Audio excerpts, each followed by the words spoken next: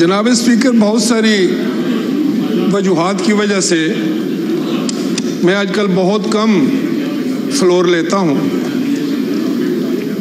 और मेरी हमेशा ये ख्वाहिश रही है कि ये हाउस जो है इसका तकद्दुस, इसकी इज़्ज़त और तौकीर जो है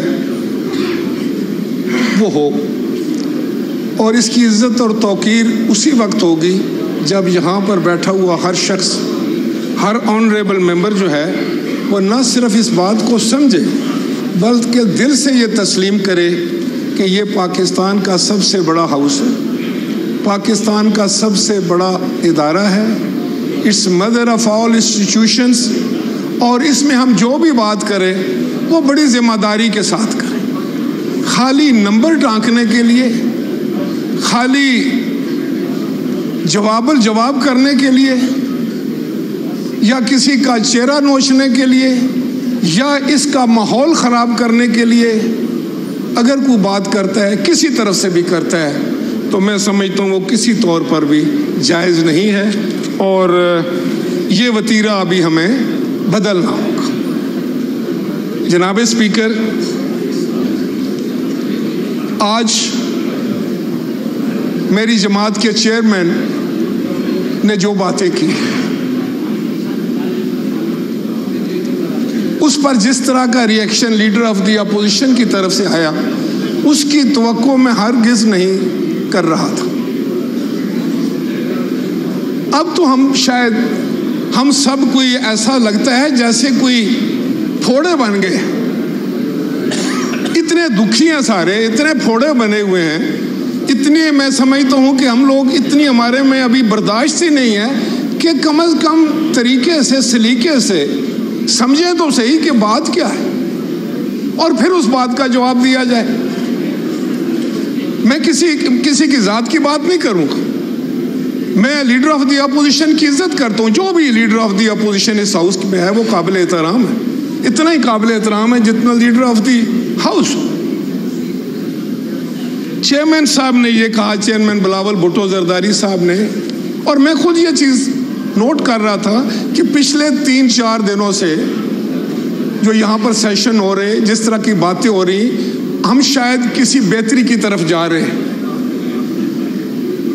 कम से कम मैं ये समझ रहा था कि बहुत ये खुशाइंद बात कि जब आपने, जिस तरह ख्वाजा आसिफ साहब ने कहा कि जब कमेटी की बात हुई, माहौल को बेहतर करने की बात हुई, पार्लियामान के अंदर अगर कोई आया, किसी ने यहाँ से लोगों को गिरफ्तार किया, सब ने क्रॉस दी लाइन जो है उसको कंडेम किया, उसके बारे में अपने तासुफ और तहफ़्फ़ुज़ात का इजहार किया।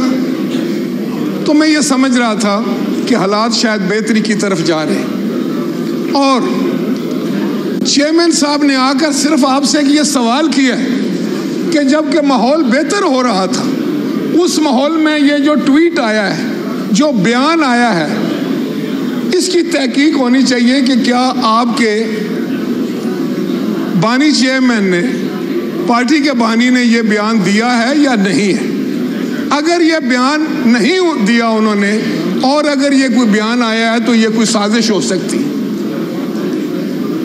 तो आपने तो ये बात बतानी थी ना कि क्या ये ट्वीट जो उन्होंने दिया इतना लंबा चौड़ा, जिसको पढ़कर मेरे जैसा भी ये शख्स समझने पर मजबूर हो गया है कि ये ट्वीट किसी ऐसे शख्स ने किया है जो इस मुल्क में अमन नहीं चाहता, जो इस मुल्क में जमहूरियत नहीं चाहता, जो इस मुल्क में पार्लियामान की बालादस्ती नहीं चाहता, जो इस मुल्क में तबाही चाहता है, जो इस मुल्क में बर्बादी चाहता है। मेरे जैसा शख्स भी इस उम्र में आकर ये कन्विंस होता है कि ये ट्वीट कौन कर सकता है। क्या कोई मुहिब्बे वतन ये ट्वीट कर सकता है?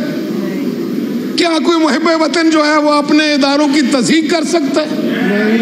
क्या अपने इदारों को इस तरीके से कंट्रोवर्शियल बना सकता है?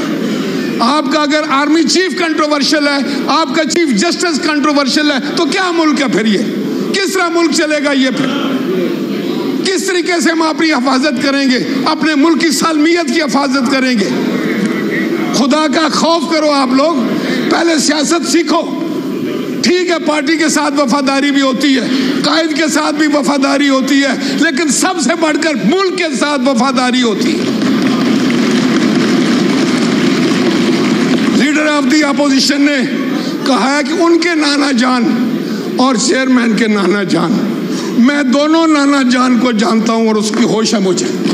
अगर आप मुझसे पूछते हैं तो मैं आपको बताना चाहता हूं कि आपके नाना जान ने इस मुल्क में आमरीत की, दादा जान, आपके दादा जान ने इस मुल्क में आमरीत, जमहूरियत को तबाह बर्बाद किया, और चेयरमैन के नाना जान ने आपको वोट का हक दिया, आपको आइन दिया, आप जिस हाउस में बैठे हैं उसकी वजह से।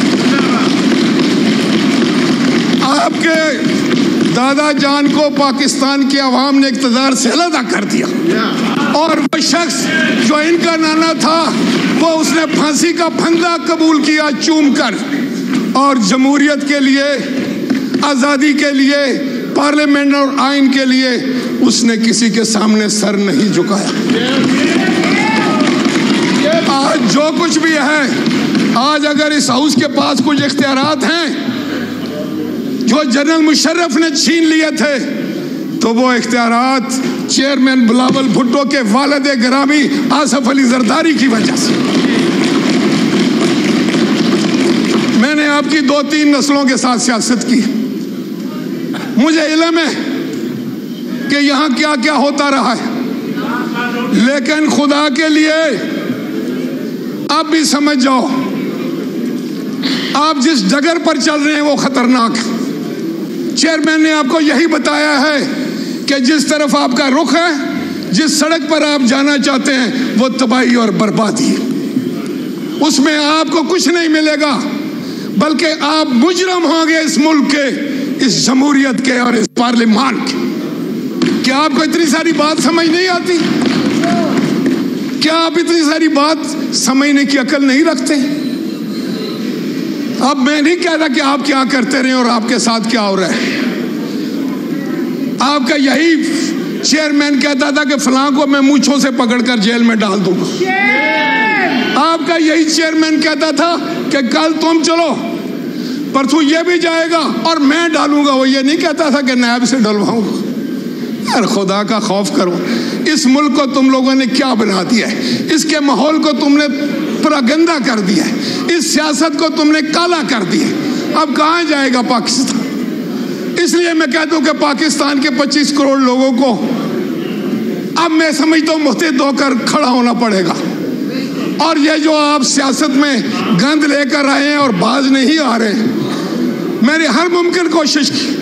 मैं आज भी किसी जगह ये पैगाम देकर आया था कि इस वक्त मुल्क को सिर्फ हम आहंगी की ज़रूरत है, एक दूसरे से मोहब्बत करने की ज़रूरत है, एक दूसरे का हाथ पकड़ने की ज़रूरत है, एक दूसरे का साथ देने की ज़रूरत है पाकिस्तान के लिए।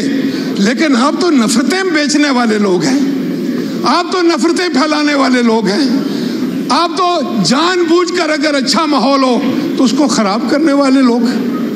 किस तरह यह पार्लियामान चलेगा? अच्छा जगदई साहब आप बताएं, आप आइन और कानून की बात करते हैं, इन रवैयों से आइन और कानून मजबूत होगा, पार्लियामान मजबूत होगी?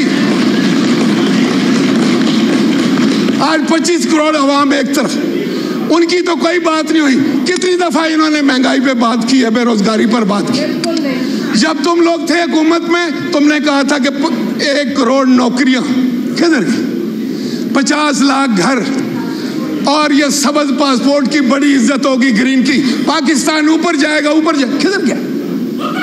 कहाँ गया पाकिस्तान? इस हालत में छोड़ा है पाकिस्तान को। याद रखो, याद रखो, अगर आप इसका माहौल खराब करेंगे, हाउस का, पाकिस्तान का माहौल खराब करेंगे। आपको शायद ये वहम हो गया है कि आपने 9 मई का इतना बड़ा सानिया किया, आपने हमारे शहीदों की तज़हीक की।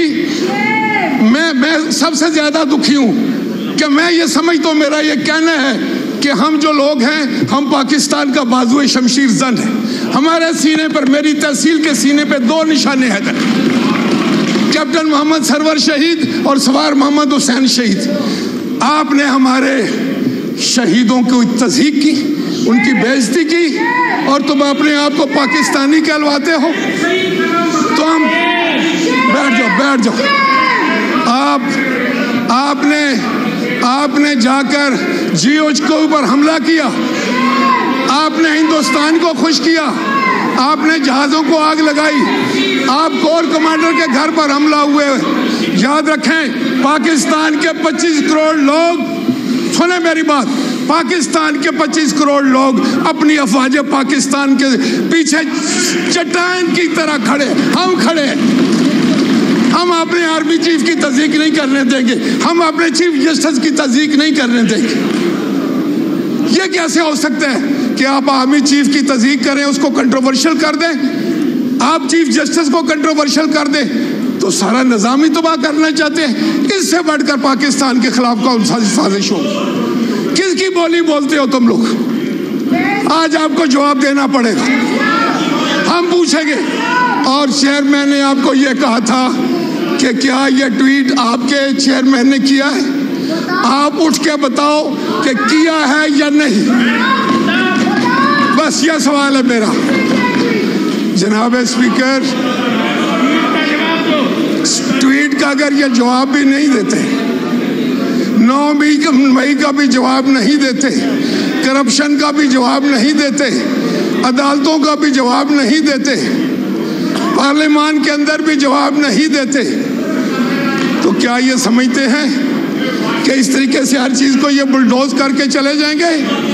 इनकी जिम्मेदारी है, इन्होंने माहौल खराब किया है जो आज सुबह तक ठीक था। उस कमेटी से बेहतर काम लिया जा सकता था, कंसेंसस बन सकता था, लेकिन तुम लोग कंसेंसस के दुश्मन हो, तुम लोग पाकिस्तान के दुश्मन हो, तुम लोग हमारे अमन के दुश्मन हो, तुम लोग पाकिस्तान के अवाम के मफादात के दुश्मन हो, तुम लोग जमहूरियत के दुश्मन हो, तुम पार्लियामान के दुश्मन हो, और तुम आइन के दुश्मन हो। शुक्रिया।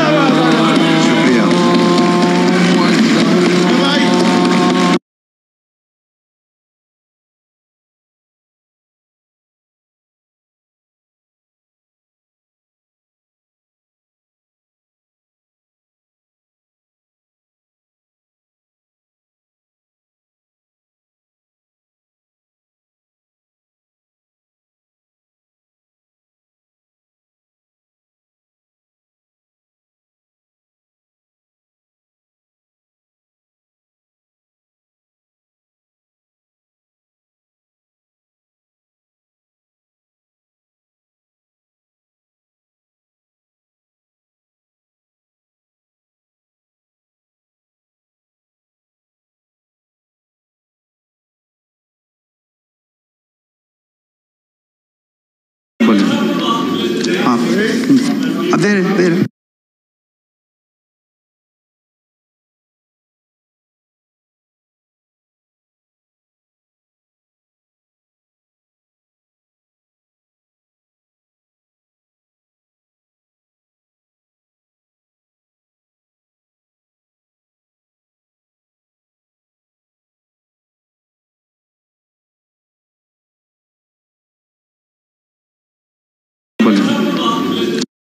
का जवाब दिया जाए।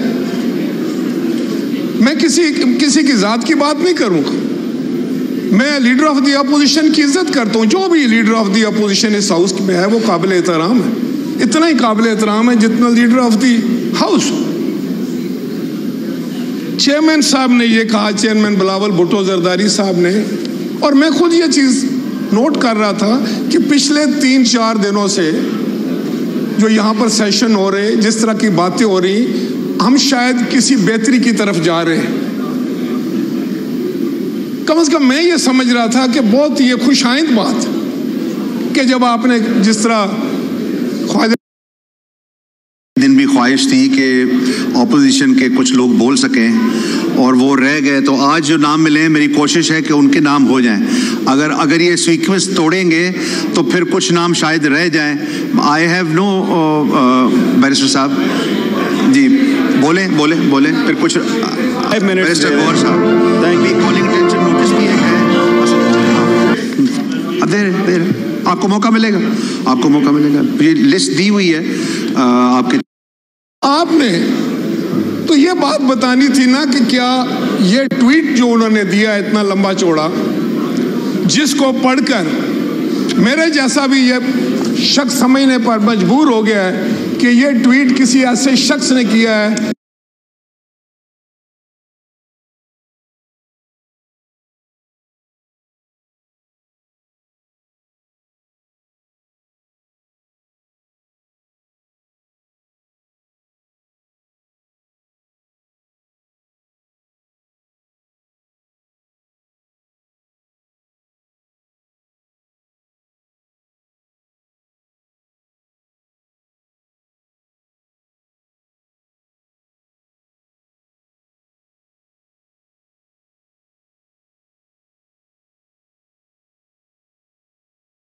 In September 2024, the last day would be Friday. If there is on the 6th of September, if 6th September is a closed holiday, then September 5th. जनाब स्पीकर, कल जिस तरीके से जिक्र किया है ख्वाजा आसिफ साहब ने, कल भी ख्वाजा आसिफ साहब बाहर गए थे। इस मुल्क की हिस्ट्री कोई अच्छी नहीं है। ये सारे अपने अपने मुमालिक में देखें, अपने वक्त के हुकूमतों में देखें। इनकी हुकूमत में क्या हुआ है? यूसुफ रजा गिलानी साहब का बेटा सुप्रीम कोर्ट से गेट से अरेस्ट नहीं हुआ, उसी की हुकूमत थी। वजीर आजम अपना बेटे को नहीं बचा सका, कौन लेके गया उसको? क्या था वो? मौजूदा हुकूमत में अगर इतनी ही पावरफुल है, ख्वाजा साद रफीक को किसने अपलोड करवाया? अगर ऐसा ही है तो राजा साहब से मैं पूछता हूं, राजा साहब आपकी पार्टी वजीर आजम के हटाने के बाद जब CAC की मीटिंग हुई है, जनाब डिप्टी स्पीकर आपको अच्छी तरह मालूम है, रात को